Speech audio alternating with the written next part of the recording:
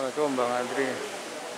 Jadi menyimak sidang tadi dan akhirnya kuasa hukum berserta tim sepakat untuk meninggalkan persidangan. Tanggapan Bang Andri gimana? Ya tadi seperti yang saya dengar di persidangan ya, sesungguhnya kan yang dimintakan oleh pengacara rekan Jumur Hidayat itu kan suatu hal yang mudah dipenuhi saja oleh pengadilan ini gitu.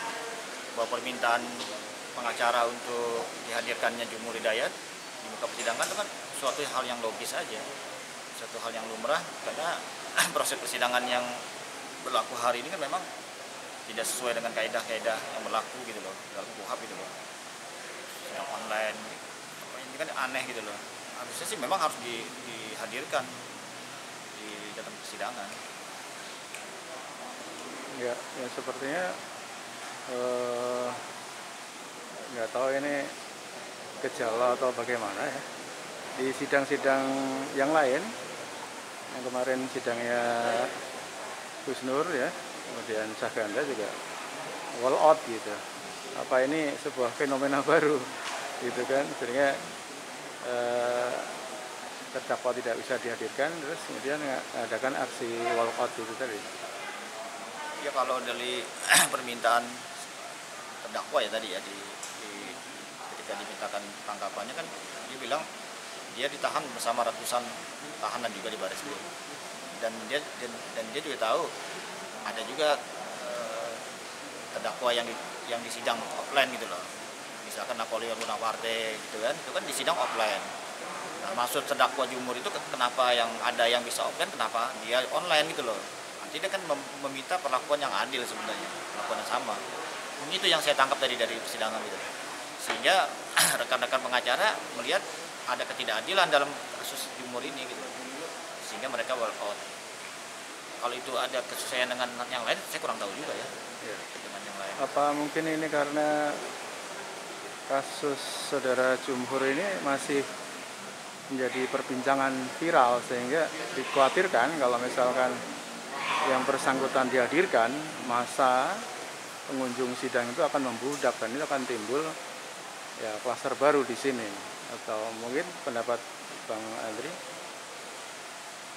Ya kalau soal itu kan asumsi ya kan. Asumsi betul. Asumsi apakah benar seorang Jumur akan menyedot orang datang kan banyak gitu loh. Karena kan kita tahu hari ini COVID juga sedang di atas puncak-puncaknya gitu loh. Ya.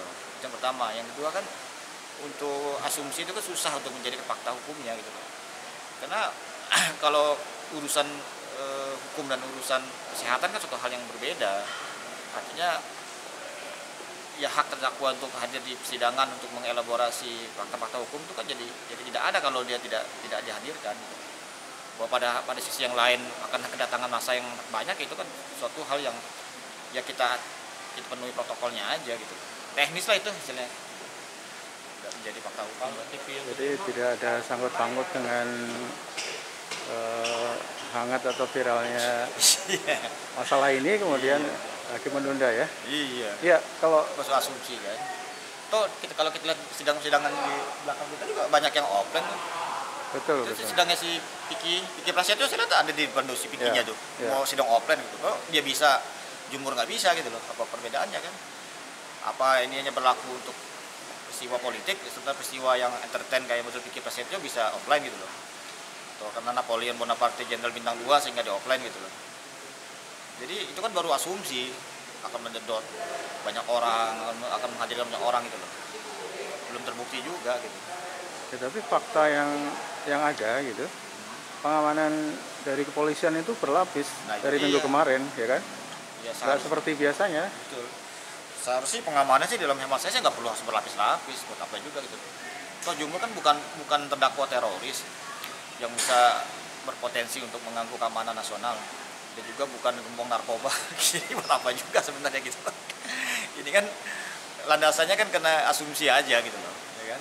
Tapi hemat kami sih lebih baik memang Jumur dihadirkan di persidangan supaya bisa mengelaborasi lebih dalam gitu aja. Bahwa ada efek sampingnya akan datang banyak, masa itu tinggal diatur aja oleh protokolnya gitu loh. Apa iya polisi kekurangan orang untuk mengawal persidangan gitu loh.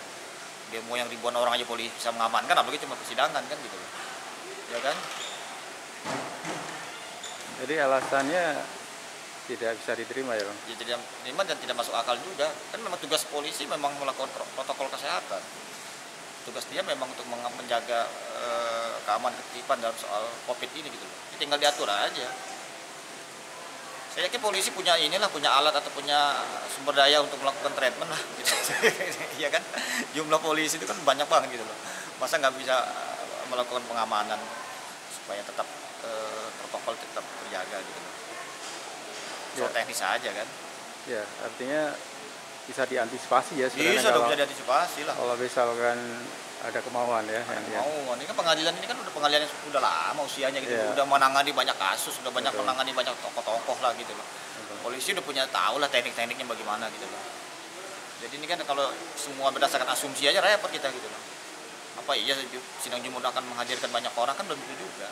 Tapi yang paling penting jumur dihadirkan supaya mengelaborasi lebih dalam, supaya dia dihadirkan. Kan kalau lewat offline ini kan susah ininya gitu loh. Online gini kan susah gitu loh. Dihadirkan gitu loh. Ya kalau dia lebih dihadirkan lebih bagus. Itu aja sebenarnya. Jadi selama saudara jumhur ini tidak dihadirkan, dari kuasa hukum juga akan tetap all out gitu ya? Iya, mungkin seperti itu ya, saya belum tahu juga. Yang pasti sidang hari ini kan mereka all out ya. Kedepannya kita belum tahu. Belum tahu ya. Karena di tim kuasa hukum Gus Nur juga melakukan itu, diancam kalau sampai tidak dihadirkan, maka ya selama sidang paling Brin, fotoin dong Brin. Seperti itu gitu. Belum tahu juga saya mas. Karena sesungguhnya memang ada fenomena yang menarik ya. Kenapa semua tidak berlaku sama gitu loh antara jumur dengan terdakwa yang lain gitu loh. Ya kan kita kan semua tahu ya, misalkan terdakwa Napoleon Bonaparte gitu. Apa karena dia bintang 2, apa karena kasusnya bukan politis, dia bisa disidang offline ya, terbuka lah di pengadilan. Nah, jumur karena politis dan dia tokoh politik sehingga offline. Ya, itu kan jadi yang gini-gini kan hukum nggak boleh berlandaskan asumsi ya, nggak boleh berlandaskan ketidakadilan gitu loh. Kalau memang offline ya offline semua, termasuk juga sidang-sidang kriminal semua harusnya offline aja dong tuh, termasuk Vicky Prasetyo segala macam. Ini buktinya dia offline kan. Tadi saya lihat di depan gitu loh. Harusnya berlaku sama aja gitu loh, ya kan? Nanti siang Ruslan Buton juga offline. Ya, Ruslan Buton juga offline. Pinangki juga offline misalkan. Bahkan Jering di Bali kemarin juga offline. Maksud saya ya udah, memang karena ketakutan Covid ya berlaku sama aja. Saya kira kan gitu ya, harusnya ya gitu. Bahwa ini tidak terjadi sama sidang Jumhur Sagana kan aneh gitu loh, Gus Nur aneh gitu loh. Kalau cuma asumsi menghadirkan klaster baru atau orang kan banyak datang, kan polisi atau keamanan kan bisa melakukan treatment lah. Udah terlatih lah menurut saya gitu loh. Bagaimana mengamankan gitu loh. Jadi nuansa politisnya kental sekali ya Bang? Dari awal memang kasus ini lebih politik ketimbang lebih hukum. Karena kalau secara aspek hukum sih menurut hemat saya Jumhur ini nggak akan bisa terkena delik hukum. Apalagi kemarin juga Presiden Jokowi juga udah ngomong dia menerima kritik sekeras-kerasnya katanya. Nah, apa yang dilakukan Jumhur hari ini kan mengkritik. Nah, jadi kan ambivalen juga antara ucapan Presiden dengan apa yang terjadi hari ini sama Jumhur gitu loh. Jadi ini nggak sesuai dengan fakta yang ada gitu loh, ya kan? Ya menurut saya sih kalau lihat omongan Presiden Jokowi kemarin harusnya sidang ini dihentikan juga aja gitu loh, ya kan? Presiden keluarkan aja polisi gitu loh, pengampunan. Udah kan mereka mengkritik apa cuman basa-basi aja tuh kemarin statement Jokowi di Hari Pers Nasional gitu loh. Nah ini jadi tantanya juga. Ya terakhir Bang, kami lihat dari tim kuasa hukum nih sepertinya lawyer muda-muda Bang. Ada strategi apa nih Bang? Kalau lawyer Jumhur hari ini yang saya tahu kan dari LBH yang dari Lokataru ya. Jadi ya kalau dari LBH Lokataru ya karena memang ya apa namanya lembaga bantuan hukum ya memang muda-muda Mas. Kalau yang udah tua-tua dia profesional akhirnya deh. Karena yang namanya lembaga bantuan hukum kan pro bono lah ya kan, artinya kan diberikan gratis lah ya kan, tidak mencari profit. Jadi makanya mudah-mudah Mas. Jadi kalau yang udah tua-tua yang tentu dia harus nyari untung dong, harus nyari duit. Nggak bisa lagi dia pro bono. Berbeda dengan kuasa hukum dari Saganda ya, senior gitu maksudnya. Saganda kan bukan LBH ya.